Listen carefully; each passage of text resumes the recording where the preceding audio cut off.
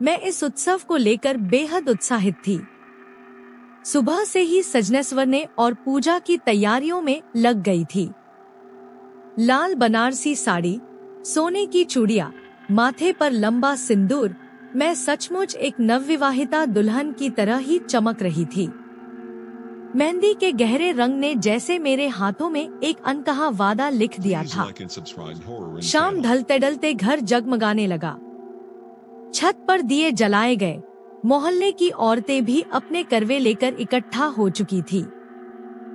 सबकी आंखें आसमान की ओर थी, मानो चांद से प्रार्थना कर रही हूँ कि जल्दी से बादल हट जाए। आरव मेरे पास आया। उसकी मुस्कान में वो अपनापन था जो किसी भी स्त्री का व्रत सफल कर दे। उसने हल्के से मेरी हथेलियां थामी और धीरे से बोला, इतना सब मेरे लिए? मैंने हंसते हुए कहा, करवा चौथ है, आज तो तुम्हारे लिए ही सब किया है। उसकी आंखों में मुझे अपने जीवन का सारा सुख दिखाई दिया। मुझे नहीं पता था कि उसी रात उस सुख के पीछे एक साया खड़ा है। चांद जैसे ही निकला, सब औरतें छलनी लेकर खड़ी हो गईं। मैंने भी वही किया। छलनी से आरव का चेहरा देखा, उसकी मुस्कान, उसका प्यार, सब मुझे आशीर्वाद जैसा लगा। मैंने करवे से पानी उसके हाथों में दिया और उसने मुझे पिलाया। सब पूरा हो गया, सब वैसा ही जैसा होना चाहिए था। लेकिन तभी अचानक मेरे कानों में बहुत धीमी सी आवाज गूंजी, राधिका। मैंने चौंक कर इधर उधर देखा, लेकिन पास कोई नहीं था। सब औरतें अपने अपने पति संग व्यस्त थीं। मैंने सोचा शायद वहम होगा। रात गहरी होती गई। पूजा के बाद सब खाने पीने में लग गए। मैंने भी सबको खाना परोसा। लेकिन जैसे जैसे समय बीत रहा था, मुझे भीतर से अजीब सी बेचैनी घेर रही थी। ऐसा लग रहा था जैसे कोई मेरे पीछे खड़ा है, कोई मेरी सांसों की ताल गिन रहा है। आरव ने मुझे देखा और पूछा, तुम ठीक हो ना? मैंने मुस्कुरा कर कहा, हाँ, लेकिन भीतर ही भीतर मैं कांप रही थी। उस रात जब हम अपने कमरे में गए, तो खिड़की के बाहर से ठंडी हवा अंदर आ रही थी। मैंने पर्दा गिराया और बिस्तर पर बैठ गई। तभी मेरी नजर ड्रेसिंग टेबल पर पड़ी।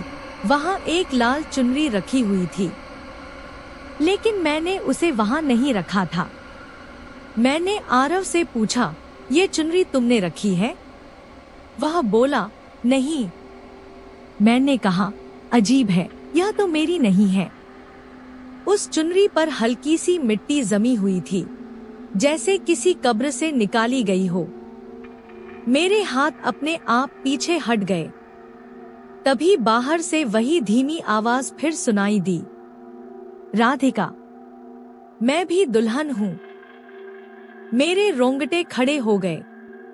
मैंने खिड़की खोली और बाहर झांका। सामने छत पर चांदनी में कोई खड़ा था। लाल साड़ी पहने, भारी गहनों से लदी हुई एक औरत।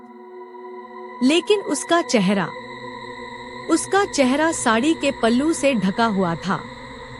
वह धीरे धीरे अपनी गर्दन मेरी ओर मोड़ने लगी और फिर अचानक उसने पल्लू हटाया।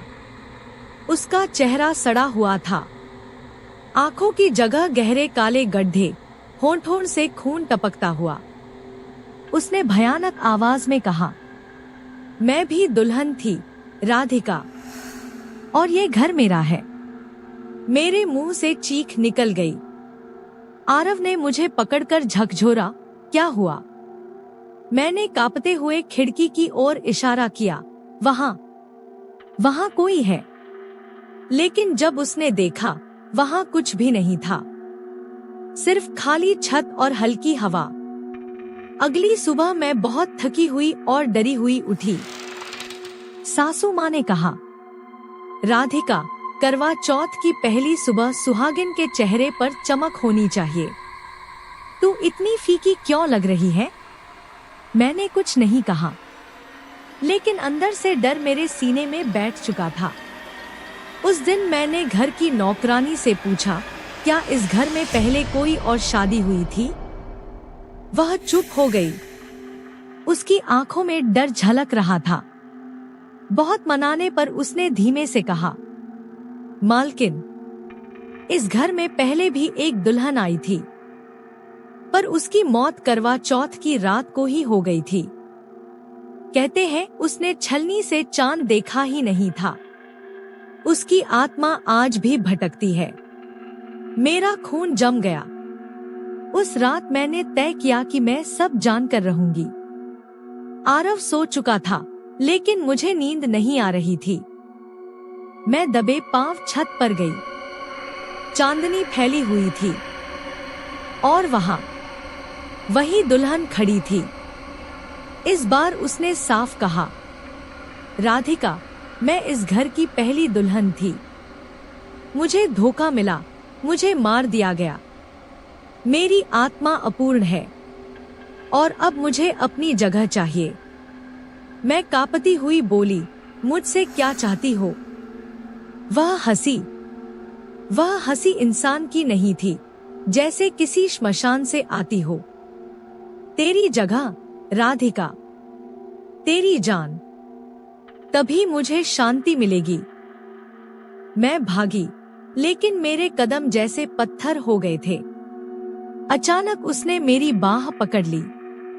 उसकी पकड़ बर्फ जैसी ठंडी थी। मैंने पूरी ताकत से खुद को छुड़ाया और सीढ़ियां उतर भागी, लेकिन तभी मेरा पांव फिसला और मैं सीढ़ियों से गिर पड़ी। उस आखिरी पल में मैंने आरव की आवाज सुनी, राधिका, और फिर सब अंधेरा हो गया। लोग कहते हैं मेरी मौत सीढ़ियों से गिरने से हुई, लेकिन सच्चाई सिर्फ मैं जानती हूँ। उस रात 2 दुल्हनें थीं, एक जिंदा, एक मरी हुई, और उसने मेरी जगह ले ली। आज भी जब करवा चौथ आता है, लोग कहते हैं कि आरव की पत्नी बेहद खुश और सुंदर है, लेकिन मुझे पता है वह असली राधिका नहीं है। मैं छाया बनकर इस घर की दीवारों में भटकती हूँ हर करवा चौथ की रात, क्योंकि अब मैं दूसरी दुल्हन हूँ।